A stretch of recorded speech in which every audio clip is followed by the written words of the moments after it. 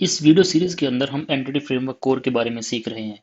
और जब भी हम डेटाबेस के साथ में कनेक्शन बनाते हैं तो हम अपनी क्वेरीज को बनाने के लिए लिंक का यूज करते हैं। लिंक या लिंक क्यू, ये एक सी शार्प का कॉन्सेप्ट है जिसको हम यूज करते हैं। हम अपनी सारी क्वेरीज लिंक क्यू के अंदर ही लिखते हैं। अगर मैं आपको एग्जांपल के लिए अपना कंट्रोलर ओपन करता हूँ, बुक्स कंट्रोलर, तो ये जो क्वेरीज हैं ये बेसिकली लिंक क्यू के बेस पे चीजें बनी हुई है। यहाँ पे आप सब कुछ देखोगे कि लिंक क्यू के बेस पे हमने क्वेरीज बनाई है।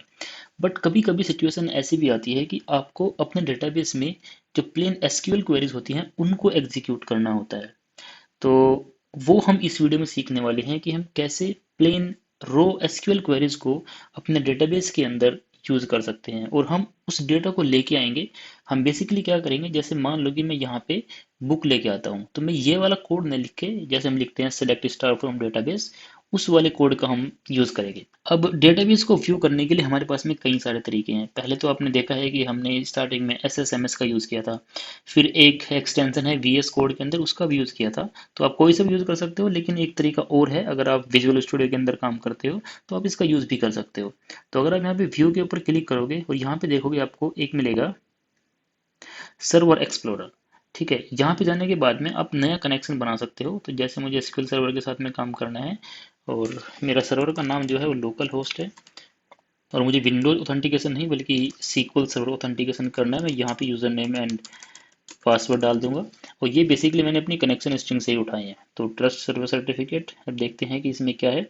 ये हमारा डेटाबेस का नाम आ गया, टेस्ट कनेक्ट हुए तो सब कुछ ठीक है। अब ओके के ऊपर क्लिक कर देते हैं। तो बेसिकली यहाँ से भी आप अपने डेटाबेस के साथ में कनेक्शन बना सकते हो। इसके अलावा अगर आप कोई और टूल यूज करते हो तो वो भी आप मुझे कमेंट सेक्शन के अंदर बता सकते हो, जिससे मुझे और जो साथ में सीखने वाले हैं उन सभी को फायदा हो। तो इसको मैं एक्सपेंड करता हूँ और यहाँ पे मैं टेबल्स देखता हूँ तो ये वही सारी हमारी टेबल्स हैं। ठीक है, एक बार को मैं इसको बुक्स कंट्रोलर को बंद करता हूँ और बुक्स के ऊपर राइट क्लिक करके हम देखते हैं कि न्यू क्वेरी, और मैं यहाँ पे अपनी एसक्यूएल क्वेरीज को एग्जीक्यूट कर सकता हूँ। तो जैसे कि मैं लिख रहा हूँ सेलेक्ट स्टार फ्रॉम बुक्स, ये वाली टेबल। अब इसको एग्जीक्यूट पे क्लिक करने के लिए मैं इस बटन के ऊपर क्लिक करता हूँ। एग्जीक्यूट करने के बाद में आप ध्यान से देखो कि जितने हमारे पास में रोज हैं वो सारी यहाँ पे हमें देखने को मिलती है। तो कोई से भी आप यूज कर सकते हो।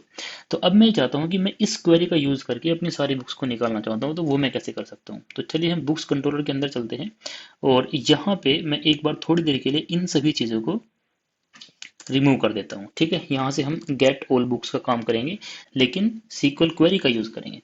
तो यहाँ पे लिखता हूँ वेर बुक्स। ठीक है, अब मैंने यहाँ पे लिखा अवेट कीवर्ड, तो ठीक है क्योंकि हम एसिंक प्रोग्रामिंग यूज करते हैं तो डीबी कॉन्टेक्स्ट बिल्कुल जरूरत पड़ेगी। और कौन सी टेबल से आपको डेटा को निकालना है, बुक्स टेबल से डेटा को निकालना है। अब जैसे ही आप बुक्स के बाद में यहाँ पे डॉट प्रेस करोगे, अब जो टू लिस्ट एसिंक आपको दिख रहा है इसको इग्नोर करो क्योंकि ये जो इंटेलिसेंस है विजुअल स्टूडियो का वो दिखा रहा है, बट हमें इसको यूज नहीं करना है। हमें एक दूसरा मेथड यूज करना है, फ्रॉम एसक्यूएल। तो यहाँ पे भी आपको दो तीन मेथड देखने को मिलेंगे, फ्रॉम एसक्यूएल इंटरपोलेटेड, एक थर्ड वन है फ्रॉम एसक्यूएल रो। तो अगर आप एंटिटी फ्रेमवर्क कोड 7 या फिर उससे ज़्यादा यूज़ करो, उससे लेटेस्ट यूज़ करो, जैसे कि डॉट नेट 7, डॉट नेट या डॉट नेट 9, तो उस टाइम पे आप ये फ्रॉम एसक्यूएल यूज़ कर सकते हो। लेकिन अगर आप किसी पुराने वर्जन के ऊपर काम करते हो, डॉट नेट 5, 4, 3, 2, जितने पुराने वर्जन हैं, तो उसमें आप फ्रॉम सीक्वल इंटरपोलेटेड वर्जन का यूज़ करोगे। और जो थर्ड मेथड है फ्रॉम एसक्यूएल रो, तो फ्रॉम एसक्यूएल और फ्रॉम एसक्यूएल रो में थोड़ा सा अंतर है। फ्रॉम एसक्यूएल जो है ये अपनी क्वेरी जो हम एग्जीक्यूट करते हैं डेटाबेस के अंदर उसको थोड़ा सिक्योर वे में एग्जीक्यूट करता है। और जो ये तीसरा है फ्रॉम एसक्यूएल रो, ये बिल्कुल जैसे आप क्वेरी लिखोगे ये एज इट इज वैसे ही रन कर देता है। तो थोड़ा सा सिक्योरिटी इस फ्रॉम एसक्यूएल मेथड के अंदर हैंडल हो जाती है। वो कैसे हो जाती है वो भी हम इसी वीडियो के अंदर सीखेंगे। तो अभी के लिए मैं क्या यूज करता हूँ, फ्रॉम एसक्यूएल। अब एक बार इसको देखते हैं कि ये है क्या फ्रॉम एसक्यूएल। ठीक है, इस फ्रॉम एसक्यूएल के ऊपर मैंने अपने माउस को होवर किया और यहाँ पे देखो इसमें क्या है, फॉर्मेटेबल स्ट्रिंग। ये बेसिकली ऐसा नहीं है कि एक नॉर्मल सी स्ट्रिंग हम इसके अंदर पास कर देंगे और चल जाएगा, ये एक फॉर्मेटेबल स्ट्रिंग है। अब मान लो कि मैंने यहाँ पे वही क्वेरी लिखता हूँ मैं, सेलेक्ट स्टार फ्रॉम बुक्स। ठीक है, तो ये हमें एक एरर दे रहा है, ये बोल रहा है कि हम स्ट्रिंग से इस फॉर्मेटेबल स्ट्रिंग के अंदर कन्वर्ट नहीं कर सकते। इस प्रॉब्लम को फिक्स करने के लिए आपको यहाँ पे डॉलर सिंबल का यूज करना पड़ेगा, यानी कि यहाँ पे आपको स्ट्रिंग इंटरपोलेशन का यूज करना पड़ेगा। जैसे ही आप ये चीज करोगे अब यहाँ पे आप अपना जो टू लिस्ट एसिंक वाला मेथड था वो आप यहाँ पे लगा सकते हो और दैट्स इट। अब देखते हैं कि ये क्या काम करेगा। ठीक है, हमने इतना लिखा। अब बुक्स जो हमारे पास में आएंगे उसको हम रिटर्न भी करेंगे। तो मैं इस बार को इसको हाइड कर देता हूँ और मैं यहाँ पे करता हूँ रिटर्न ओके बुक्स। और इस टाइम पे सीखने के लिए हम क्या करते हैं, एक डिबगर यहाँ पे लगा देते हैं। ठीक है, अब लॉग्स भी हमारे विजिबल होंगे कंसोल विंडो के ऊपर। तो मैं एक बार इस एप्लीकेशन को सेव करके सब कुछ और इसको मैं एक बार रन कर देता हूँ। तो मैं इस बुक्स के ऊपर क्लिक करता हूँ, ट्राई इट आउट और एग्जीक्यूट के ऊपर क्लिक करते हैं और देखते हैं कि यहाँ पे क्या हमें देखने को मिलते हैं। तो हमारे यहाँ पे ब्रेक पॉइंट हिट हुआ, यानी कि डेटा यहाँ पे आ चुका है। देखते हैं डेटा क्या आया। तो हमारे पास में 5 रिकॉर्ड्स हैं और पांचों ही रिकॉर्ड हमारे पास में डेटाबेस के अंदर है। ये आप यहाँ पे ध्यान से देखो और मैं इसके बाद एग्जीक्यूट कंटिन्यू करता हूँ, फिर हम देखेंगे कि क्या क्वेरी एग्जीक्यूट है डेटाबेस के अंदर। तो पहले एक बार डेटा देख लेते हैं क्विकली। यहाँ पे डेटा हमें सारा डेटा देखने को मिलता है। ठीक है, सारी चीज़ यहाँ पे देखने को मिलेंगी। अब वापस से चलते हैं, देखते हैं कि क्या डेटा यहाँ पे, क्या हमारी क्वेरी एग्जीक्यूट हुई है। तो इस क्वेरी के अंदर आप देखो सिलेक्ट स्टार फ्रॉम बुक्स, जो क्वेरी हमने पास की थी वही यहाँ पे एग्जैक्ट रन हुई है। अब चलते हैं वापस से यहाँ पे, अगर मुझे कुछ और डेटा को लेके आना है, ठीक है, तो मैं अगर यहाँ पे लिखता हूँ सेलेक्ट टॉप 1। अब मैं चाहता हूँ कि मुझे केवल एक ही डेटा को लेके आना है, तो मैं क्या कर सकता हूँ, सेलेक्ट टॉप 1। तो इतना करने से आप देखो मेरे पास में केवल एक ही रिकॉर्ड आया। अब मैं इसको यहाँ पे अगर 2 करता हूँ तो मेरे पास में केवल 2 ही रिकॉर्ड आएंगे। तो ये केवल एग्जांपल के लिए है, मैं इसको एक बार इधर भी यूज करके देखता हूँ। तो मैंने यहाँ पे क्या लिखा, सेलेक्ट टॉप 1 या 2, जो भी आपको लगना है वो आप लिख सकते हो यहाँ पे। और ये देखते हैं कि जो ये हॉट रिलोड का बटन है क्या ये काम करता है नहीं करता है। मैंने इसको हॉट रिलोड पे क्लिक किया। अब वापस से यहाँ चलते हैं, बुक्स के ऊपर क्लिक करेंगे, ट्राई इट आउट, एग्जीक्यूट के ऊपर क्लिक करेंगे। तो आइडियली अब हमारे पास में केवल 2 ही बुक आनी चाहिए। तो हमारे पास में 2 ही बुक हैं, क्योंकि हमने जो क्वेरी के अंदर है वो 2 ही बुक यहाँ पे हमने लिखा हुआ है। और ऐसे करके आप डेटा को लेके आ सकते हो। अब देखते हैं कि यहाँ पे इस बार क्या क्वेरी एग्जीक्यूट हुई है। तो अब यहाँ पे ध्यान से देखो, ये क्वेरी हमारे डेटाबेस के अंदर एग्जीक्यूट हुई है। चलो अब इसको रोकते हैं एक बार और समझते हैं कि अगर हमें डायनेमिक वे में काम करना है तो हम कैसे कर सकते हैं। तो मैं एक बार ये करता हूँ कि select star from books where, जो हमारी बुक का टाइटल है वो वाली कंडीशन एक बार हम लगा के देखते हैं। तो एक बार हम सारे रिकॉर्ड्स को निकाल लेते हैं यहाँ से भी। डिस्प्ले के ऊपर क्लिक करता हूँ मैं, ये देखो यहाँ पे मान लीजिए कि मैं पहली बुक ले लेता हूँ, बुक 1 टाइटल। ठीक है, तो बेसिकली क्वेरी क्या होती है हमारी, where title is equals to ये वाला। ठीक है, अगर मैं इसके ऊपर क्लिक करूंगा, अब देखो मेरे पास में एक ही रिकॉर्ड आया। तो मुझे ये सेम क्वेरी यहाँ पे एग्जीक्यूट करनी है। तो मैंने लिखा वेयर टाइटल इक्वल टू, अब जो ये डेटा है, जो ये वैल्यू है, बेसिकली मुझे हार्ड कोड नहीं देनी है, मैं चाहता हूँ इसको एक वेरिएबल के अंदर दूं मैं। तो मैं यहाँ पे लिख देता हूँ बुक टाइटल। ठीक है, ये हमारी बुक का टाइटल होगा और मैं इस बुक टाइटल को इस बार यहाँ पे पास करूंगा। सब कुछ सेव करने के बाद में एक बार फिर से अपनी क्वेरी को रन करते हैं और देखते हैं कि इस बार ये कैसे काम करेगी। हमारे पास में यहाँ पे बुक्स का डेटा आया, देखते हैं कितने रिकॉर्ड्स आए। एक ही रिकॉर्ड आया ऑब्वियसली, क्योंकि इस टाइटल के साथ में एक ही रिकॉर्ड है। तो एक ही रिकॉर्ड हमें यहाँ पे देखने को मिलेगा। अब मैं कंटिन्यू पे क्लिक करता हूँ और क्वेरीज देखते हैं क्वेरीज क्या बनी। तो इस बार यहाँ पे ध्यान से देखो आप, वैसे तो हमने इसमें लिखा है कि where title equal to direct title यहाँ पे आ जाना चाहिए था, लेकिन ये जो टाइटल है, टाइटल की वैल्यू ये एक पैरामीटर की फॉर्म में यहाँ पे पास की गई है। यानी कि जो ये फ्रॉम सीक्वल मेथड है, ये डायरेक्ट डेटा को पास नहीं करता, ये सिक्योरिटी वे में, क्योंकि अगर आप अपने डेटा को पैरामीटर के वे में थोड़ा सा पास करते हो तो थोड़ा ज़्यादा सिक्योर माना जाता है। तो ये मेथड डायरेक्टली उसी वे में काम करता है। इस कॉन्सेप्ट के साथ में एक और बढ़िया चीज़ ये होती है कि जब आप डेटा को निकाल रहे होते हो तो कभी कभी लगता है कि मुझे फिल्ट्रेशन यहाँ पे नहीं लगानी है। तो मान लीजिए, मेरा कहने का मतलब ये है कि अगर आप अपनी प्लेन एसक्यूएल को लिंक्यों के साथ में मिक्स करना चाहते हो तो वो भी आप यहाँ पे कर सकते हो। तो मैं एक बार इसको सेव करता हूँ और मैंने यहाँ पे प्रेस किया डॉट, और आप देखोगे वेयर मेथड भी यहाँ पे देखने को मिलेगा। अब मैं यहाँ पे एक लॉजिक लगाता हूँ कि where X dot I D, तो मुझे वो आईडी निकालनी है जो ग्रेटर देन मान लीजिए कि 2 है। ठीक है, तो एक बार मैं यहाँ पे अगर आपको रिकॉर्ड्स को दिखाता हूँ तो मेरे पास में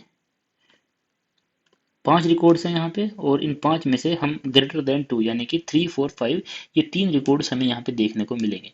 तो अब मैंने क्या किया था, यहाँ पे फ्रॉम एसक्यूएल मेथड का यूज करके सारे रिकॉर्ड्स निकाले और फिर मैंने यहाँ पे फिल्ट्रेशन भी की है। तो ये चीज़ हम देखेंगे कि क्या ये फिल्ट्रेशन हमारी फ्रंट एंड पे होती है या फिर फिल्ट्रेशन हमारी बैक एंड पे होती है। मेरा मतलब ये जो फिल्ट्रेशन है ये हमारी इन मेमोरी होती है या फिर एसक्यूएल के अंदर होती है। तो एक बार इसको एग्जीक्यूट करते हैं और देखते हैं कि इस बार ये कैसे काम यहाँ पे करेगा। तो एप्लीकेशन रनिंग है, बुक्स के ऊपर क्लिक करके ट्राई इट आउट, एग्जीक्यूट के ऊपर क्लिक करते हैं और डेटा शायद हमें कुछ मिल जाएगा।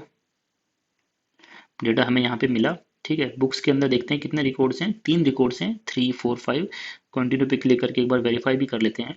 ये देखो 3, 4 और 5 तीन आईडी वाला डेटा हमें यहाँ पे देखने को मिला, लेकिन हम देखते हैं कि डेटाबेस में हमें क्या क्वेरी एग्जीक्यूट हुई है। तो आप ध्यान से देखो यहाँ पे डेटाबेस में वही क्वेरी एग्जीक्यूट हुई है जो हमने पास की है। ठीक है, ये बेसिकली इस बार एक चाइल्ड क्वेरी के फॉर्म में एग्जीक्यूट होता है। तो पहले चाइल्ड क्वेरी में क्या हुआ, सेलेक्ट स्टार फ्रॉम बुक्स, और जो बाकी चीजें हमने लिखी हुई हैं वो सब जैसे from as I D where T is equals to this. तो ऐसा नहीं है कि ये टोटल फिल्ट्रेशन हमारी इन मेमोरी होती है। यही इस मेथड का फायदा है कि आप यहाँ पे फिल्ट्रेशन अपने डेटाबेस के अंदर कर सकते हो। बट क्योंकि ये एक चाइल्ड क्वेरी के साथ में काम करता है तो ये भी एक बहुत अच्छा कॉन्सेप्ट नहीं है। ठीक है, तो जब आप डेटा को गेट करते हो तो ये चीज़ें सोच समझ के आपको लगानी होती है। वैसे तो डेटा में देखने को मिलता है, लेकिन क्या ये सही तरीका है? मेरे हिसाब से परफॉर्मेंस आप इसमें इंप्रूव कर सकते हो। इस फ्रॉम एसक्यूएल के रिगार्डिंग एक और कॉन्सेप्ट के बारे में बात करते हैं। मान लीजिए आपके पास में एक सिचुएशन ऐसी है जहाँ पे आपको कॉलम का नाम और वैल्यू दोनों डायनेमिक वे में पास करने हैं। यानी कि मैं यहाँ पे लिख देता हूँ कि वेर कॉलम नेम, ठीक है, और ये कुछ भी हो सकता है कि मान लीजिए ये आईडी है और मान लीजिए कि इसका डेटा है 1। अब मैं ये दोनों पैरामीटर यहाँ पे पास करना चाहता हूँ। ठीक है, यानी कि जैसे ये क्वेरी अपने आप बन के आई है, मैं इसी तरीके से इस क्वेरी को पास करना चाहता हूँ। यहाँ पे क्या है, select star from books where, ये कॉलम का नाम है और ये उसकी बेसिकली वैल्यू है। तो मैं इस बार इसको कमेंट करके और इस बार इसको रन करके देखते हैं कि क्या डेटा हमारे पास में आता है। अच्छा, इस टाइम पे आप ध्यान से देखो, हमें एक एरर देखने को मिली है। ये बोलते हैं कि conversion failed when converting the nvarchar value ID to data type int. तो वैसे तो हमारी आईडी का जो टाइप है वो इंटीजर ही है, बट पता नहीं ये एनवायर का डेटा क्यों आया है। तो एक बार मैं इसको रैप करके देखता हूँ कि क्या ये, अगर मैं 1 ऐसे पास करता हूँ तो हमें क्या देखने को मिलता है। तो एक बार कंटिन्यू पे क्लिक करके हॉट रिलोड पे करते हैं, फिर से इसको मैं ट्राई करता हूँ, एग्जीक्यूट के ऊपर क्लिक। तो इस बार आप देखो हमारे पास में डेटा नहीं आया। अब बेसिकली एक काम करते हैं कि जो दूसरा मेथड था फ्रॉम एसक्यूएल रो, उसको एक बार ट्राई करते हैं यहाँ पे। तो मैं यहाँ पे क्या करता हूँ, इसको कॉपी करके इसको मैं फिर से यहाँ पे पेस्ट करता हूँ और इस बार यहाँ पे इसको लिख देते हैं बुक्स 1। ठीक है, और मैं यहाँ पे यूज करता हूँ रो, जो दूसरा मेथड था। अब हम यहाँ पे एक काम करेंगे कि इसकी जो वैल्यू है ये वैल्यू हम सीक्वल पैरामीटर के रूप में पास करेंगे। यानी कि मैं यहाँ पे नया पैरामीटर बना लेता हूँ, यानी कि where parameter new SQL parameter, ऐसे करके। ठीक है, अब ये जो वैल्यू है वो इसमें हम वैल्यू पास करेंगे। तो मैं यहाँ पे लिख देता हूँ कॉलम वैल्यू लाइक दिस, और ये कॉलम वैल्यू जो है ये हम यहाँ पे करेंगे। तो अल्टीमेटली ये जो कॉलम का वैल्यू, जो ये नाम है, ये पैरामीटर का नाम है, बेसिकली आप कुछ भी रख सकते हो। तो मैं यहाँ पे क्या डिसाइड करूँगा इस बार कि मैं पैरामीटर पास करूंगा ऐसे करके। ठीक है, अब इसका जो एक्चुअल डेटा जो होगा वो मैं यहाँ पे लिख देता हूँ पैरामीटर। जब इस मेथड के ऊपर आप होवर करोगे तो आप ध्यान से देखो, पहले आपको स्ट्रिंग लिखनी है एसक्यूएल की फॉर्म में, देन आपको पैरामीटर यहाँ पे भेजने हैं। तो मैं वही काम यहाँ पे कर रहा हूँ। ठीक है, तो मैंने दो काम किए। अब एक बार फिर से इसको एग्जीक्यूट करते हैं और देखते हैं कि हमें क्या डेटा इस बार देखने को मिलता है। मैंने क्या किया, मैं कॉलम का नाम और वैल्यू दोनों डायनेमिक में पास करने की कोशिश कर रहा हूँ। तो कॉलम का नाम हमारा क्या है, आईडी, और कॉलम की वैल्यू क्या है हमारी 1। इस सेकंड वाली क्वेरी में मैंने इस वैल्यू को as a SQL parameter pass किया है। ये कॉलम की वैल्यू ये बेसिकली यहाँ पे रिप्लेस हो जाएगी और इसकी एक्चुअल वैल्यू क्या होगी, 1। तो इसको एक बार एग्जीक्यूट करते हैं और देखते हैं कि ये कैसे काम करेगा। ठीक है, तो बुक्स के अंदर तो जैसे पहले था कोई भी डेटा हमें देखने को नहीं मिलता है, लेकिन बुक्स 1 के अंदर आप ध्यान से देखो हमारे पास में एक डेटा आया, एक रिकॉर्ड यहाँ पे आया, और यानी कि जो पहले वाला रिकॉर्ड था पहले आईडी का, वही डेटा हमें यहाँ पे देखने को मिलता है। अब ये ऐसा क्यों हुआ है, ये ऐसा इसलिए हुआ है कि जो ये फ्रॉम एसक्यूएल मेथड है ये बाय डिफॉल्ट ये सिक्योरिटी आपको प्रोवाइड करता है। यानी कि अगर आपको लगता है कि आप कोई भी कॉलम और वैल्यू पास करके डेटा को निकाल लोगे, तो इसका मतलब ये हुआ कि आप अपने क्लाइंट के लिए इन चीज़ों को एक्सपोज कर रहे हो। तो हो सकता है वहाँ पे आपके डेटा का मिसयूज भी हो, यानी कि कोई कॉलम ऐसा है आपके टेबल में जो आप एक्सपोज नहीं करना चाहते हैं। तो अगर आपने इस कॉलम इस वाली अप्रोच का यूज़ किया हो, यानी कि फ्रॉम एसक्यूएल मेथड का यूज़ किया हुआ है, तो ये डेटा आपको नहीं रिटर्न होगा। लेकिन अगर आपको डेटा सच में चाहिए, कुछ भी ऐसी सिचुएशन हो सकती है, तो उस टाइम पे आप ये फ्रॉम एसक्यूएल रो वाला जो कॉन्सेप्ट है इसको आप यूज़ करो, तो आपको डेटा यहाँ पे देखने को मिलेगा। तो ऐसे करके आप प्लेन एसक्यूएल क्वेरीज को यूज़ कर सकते हो। इससे नेक्स्ट वीडियो में हम सीखेंगे कि हम कैसे स्टोर्ड प्रोसीजर के साथ में काम कर सकते हैं। मिलते हैं नेक्स्ट वीडियो में, बाय बाय।